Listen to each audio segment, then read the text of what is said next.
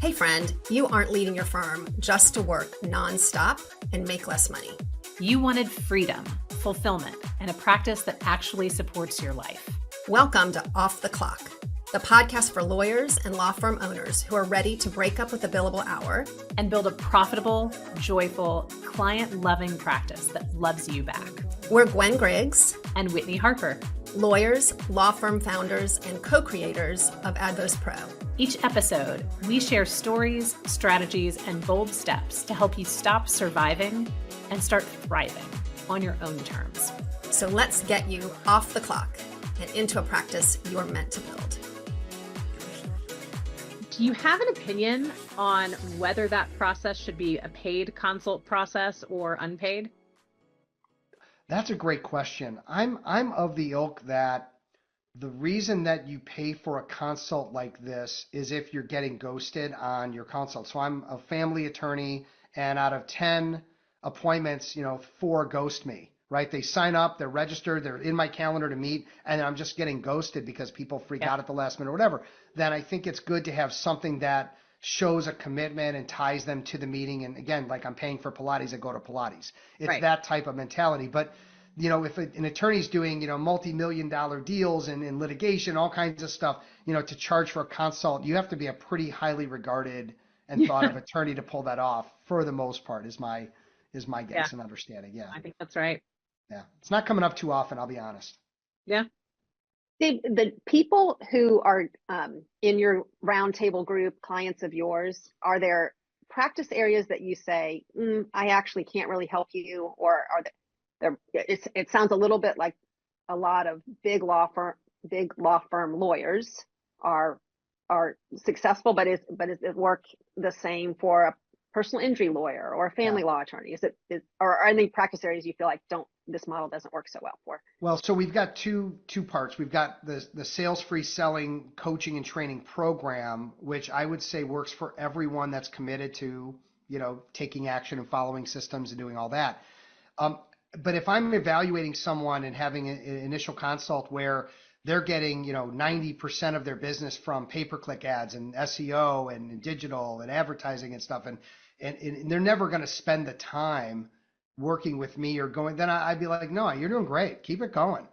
Hopefully AI doesn't blow that up for you, but it might. But I'm just, my job is to qualify, who this makes sense for and who's going to take action. And I haven't found too many practice areas where I can't be of help, again, unless like the phone is ringing off the hook and I can't stand the flow. I'm like, well, you want more of that? No. Well, then don't work with me. My job is to get you more, not to calm it down.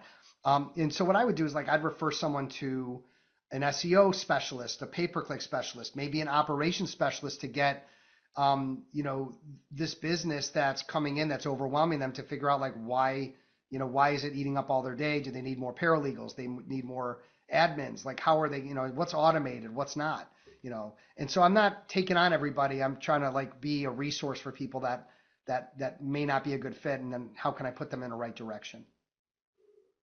I love that. And I think that is such a distinction too.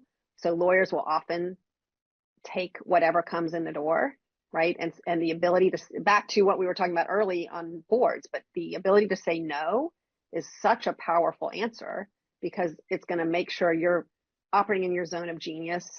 You're doing work that you can do really, really well. And you're not getting spread too thin. Yeah. And it struck me too, that as you're talking about that process, almost like an interview process, right?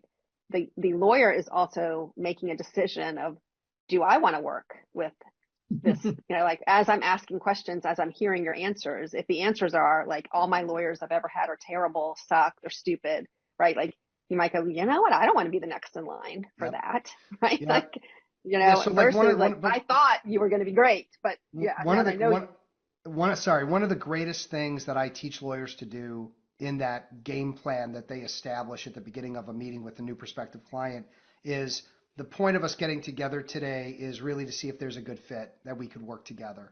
And then at the end of that game plan, they say, look, if this is a fit and we both want to proceed forward, we'll talk about next steps. if it's not a fit for any reason, you or I, whatever, let's just be open and honest with each other so we can go our separate ways and stay friends. That's okay too. And by establishing those ground rules at the beginning of a meeting, as soon as you realize 20 minutes in, this person's nuts, right? You don't say, you're nuts, I don't want to ever see you again, but you say, remember early in the meeting, we kind of discussed that this had to be a fit. Based on what I'm hearing in your situation, I don't know it's something that our firm would be able to work on right now. But let me, refer you to people that handle crazy. No, you wouldn't say that either. Let me You get the point. I really don't like. Actually, I'll tell you something funny. I have a lawyer coach friend of mine that specifically told me I want to work with because he knows I don't work with bad people. I don't work with a-holes or egomaniacs, right? So he says, if you ever run into someone that's really difficult that you would never want to work with, send them my way. And I have. That's a great pocket. Yeah. I love example, having those resources. Too, that like there is no such thing as competition, Yeah, right? Like yeah. the person who's a fit for one person is not a fit for the other. And Yeah. the more you can know yourself, right? And know what you can tolerate and what you won't tolerate, like it's just gonna be better experience all around. And helping lawyers fire bad clients has become fun and sort of a specialty for me. And I have a lawyer recently in the M&A space, and this guy doesn't pay his bills on time. He doesn't respond to emails. He's difficult. He didn't thank him after he closed a huge deal for him that went so well. Didn't even say thank you, like none of it. He's getting a discount rate he never should have gotten. And I tell my guy, I'm like, look, we got to here's what we need to do, and here's what you need to do. But let's come up with a game plan. And sometimes it takes him a little bit of guts to do it because it's like this is like a friend or somebody. It's like there's a relationship there. But I said, or the other thing is just like tell him, hey, I'm moving up from 400 an hour to 650, whatever. You still interested?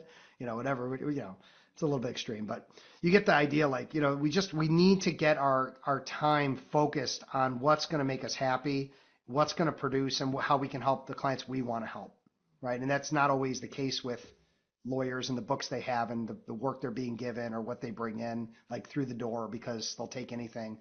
It just leads to some unhappy and stressed out people. You are singing our tune, Steve. That we're such big believers in, like, you better enjoy every day, right? Yeah. Like, you better work with people that you really want to work with because you're in the trenches with them and you're advocating for them. And the more conflict and friction, when, like you said, you've got a friend who wants to take that client, right? They're having fun doing that. So you get one shot at this thing. I mean, you can have multiple careers and you can have multiple, things, but you get one shot at life and taking advantage of what is going to make you happy and successful and feel like you've lived it. And so, the idea that someone's going to go through, 5, 10, 20 years of misery being a lawyer and being stressed out because they didn't take action to make change, that's the world that I think we're all in, is trying to help people like that.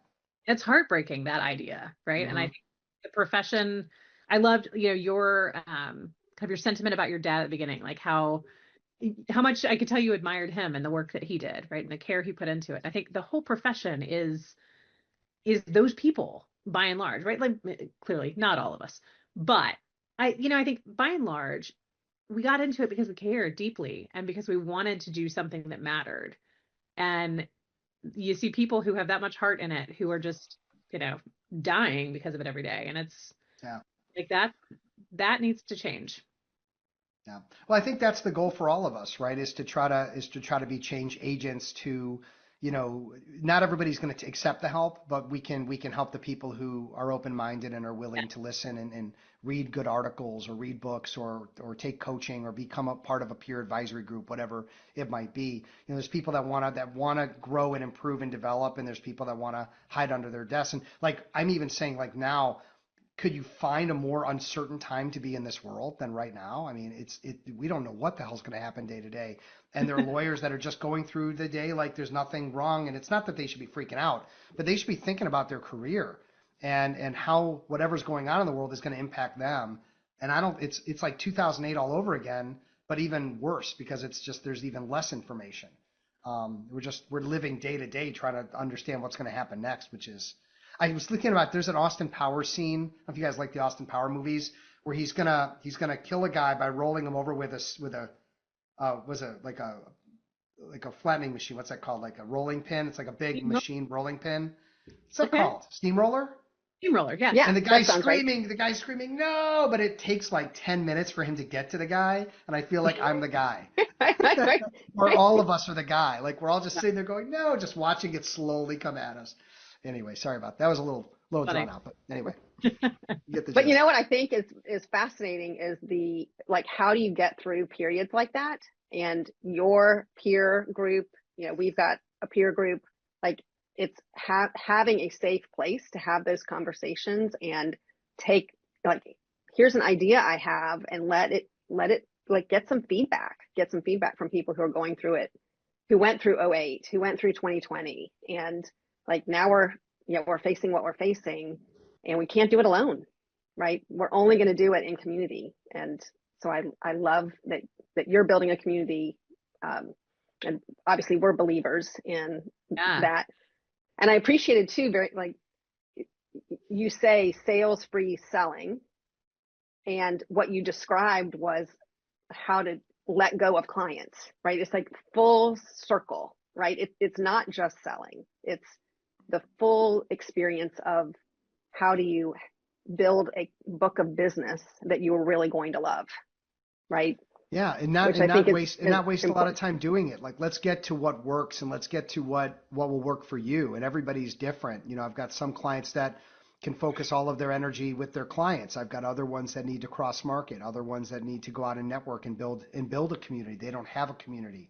So it's really everybody's got to, but we all need to be active in doing this if we really want to protect ourselves and feed our partners or feed our families or just understand that it's not for everybody, but for many people it's their way to equity. It's their way to saying, hey, I have enough business, I can go out on my own and be an entrepreneur, because that's a goal for a lot of people.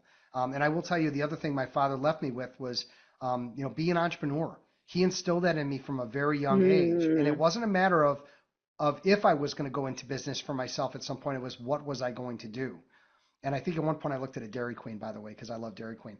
But that would not have been a good fit. I think teaching and helping lawyers and doing what I'm doing, like I couldn't have found a better, kind of place to be. And so again, not for everybody, but I think, we all can agree, like we have to start to look inward and figure out what we need to do to, make the world better, but also to protect ourselves in a changing world. Love that. I love that. Really, really love that. I have one more question, and before we wrap up, which is just like, what advice would you give to a lawyer? Maybe it's not a client of yours, but just like to the general population of lawyers, like what advice would you have for them to help them build a book of business that they love? Yeah, it's been brought up a little bit in this conversation, but maybe not quite the way I'm going to state it. Is become a student of the game. There's there's the practice of law and there's the business of law, and you got to have a great practice. You got to be a great practitioner. We'll say those are table stakes, right? You have to be a great lawyer. If you suck at lawyering, guess what? You're not going to last. All right. Assume that let's get to a point where we know our stuff. Then become a student of marketing, LinkedIn, time management, business development, operations, whatever it is that you can learn from other lawyers, whatever it is you can learn from you guys, from me, from mentors. Pick up books, right? Anything you can do that's going to help you build up that other skill. That's the one that may be holding you back in your career, is not knowing that this is a learned skill. It is not about the natural born rainmaker. It's a load of crap. Right? It's like I was watching Ratatouille. Don't ask me why. I just had to watch that movie again. Anyone can cook, right? Anyone can cook. Same thing. Anyone. I got to do a meme about that. That's actually a good idea. But anyone can do business development. And if your fear is that it's salesy and I don't want to be salesy, then Sales Free Selling is the first book you should pick up, or email me and I'll send you an ebook. Like, I don't care. It's fine. I just think we all need to learn the business side of it. Could be that you're at a firm and you're going to be managing people. Then learn management, learn leadership. You can't just expect that it's going to happen naturally. You'll make way too many mistakes that'll be costly. losing a great associate or losing a great client or not knowing what to do when someone, has a problem internally. Like these are all learned skills. Yeah. Steve, I've got one for you before we wrap up too. We talk a lot about the promance, right? The practice you love that loves you back. And I'm curious, what's your favorite thing? What do you love about the work you have and the life you've built with it? So I'm someone who can only get results through other people. Yes, I have business and I can hit my numbers for the year and all that. That's fine. But at the end of the day, what really motivates me and what drives me every single year is how are the results for my clients? Are they doing the things they should be doing? And if so, how is that relating to how they're growing their books? Even to the point where I got an email from a young man who's an L1, and he just said, "Look, I've been listening to your podcast since it started 5 years ago. So many great interviews, so much great information. What advice would you have for me?" And he's just like, he's in it. He's in it, and he gets it. He gets like this is the future of law, is you have to have this other piece to be successful and to have control and all this stuff we've talked about. And so I think it's just I want to leave a legacy of this industry is better than I found it. I can already see that I'm doing that through video, podcast, books, articles, all this stuff. And then, eventually I pick up some clients too. That's great. But I really would love to know that when I'm retired from this industry, if that ever happens, that people are, not chanting my name because of an ego, but they're utilizing all the content I've created to shortcut their way through to be successful. Like that's what I want to see left behind. I love that. I love that so much. And your like passion for the industry, like just exudes, right? It just overflows and Well, coming from a very generous spirit like that, like we can feel it. Like, so thank you. Well, it's been a true gift for me. As much as I like to say I've put it out there, it's been for me to work with the smartest, nicest people I would ever meet. That's my legal community. The egomaniacs and the people that I don't deal with them really at all. So I'm just in this world of like wonderful, nice people, and like I can't wait to take them to lunch, and I can't wait to meet them at the legal tech show and all the stuff that I just feel like I'm the one who's the lucky one. So it's been great for on both sides. It's amazing how sometimes things work out a certain way you just don't expect, but you just have to kind of go with it, right, and see where life leads. No doubt. That's amazing. And Steve, for those people who are listening, what is the best way to find you? I mean, if you can't find me on LinkedIn, then you don't know how to use LinkedIn. But I'm quite prolific on LinkedIn. Obviously, if you just want to go direct to the source, my website's fretzin.com. My email is steve@fretzin.com. I don't think I'm too difficult to find. And again, if anybody's interested in content, I think I've got it in spades. If somebody's like at a point where they want to really talk to me and just get my take on their situation and what they should be doing, I'm always happy to meet with lawyers to talk about that.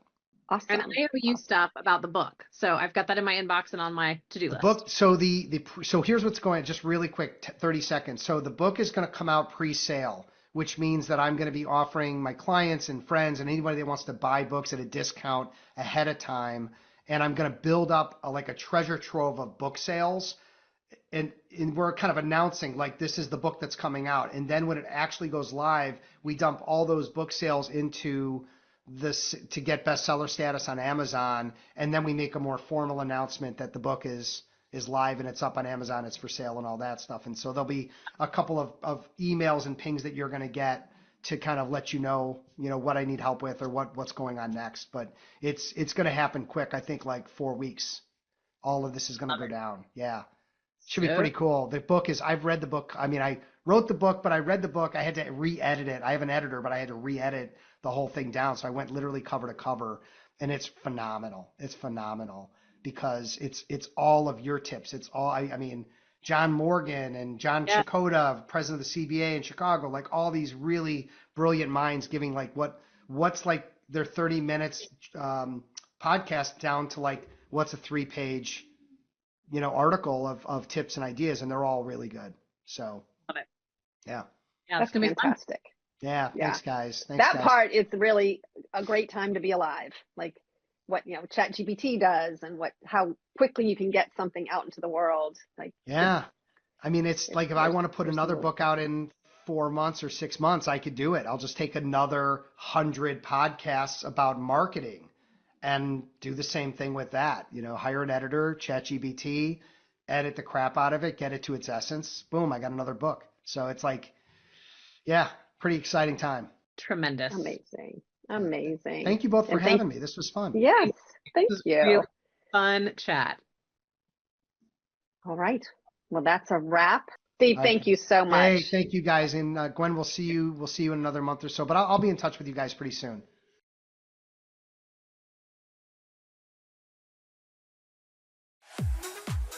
Thanks for joining us on Off the Clock.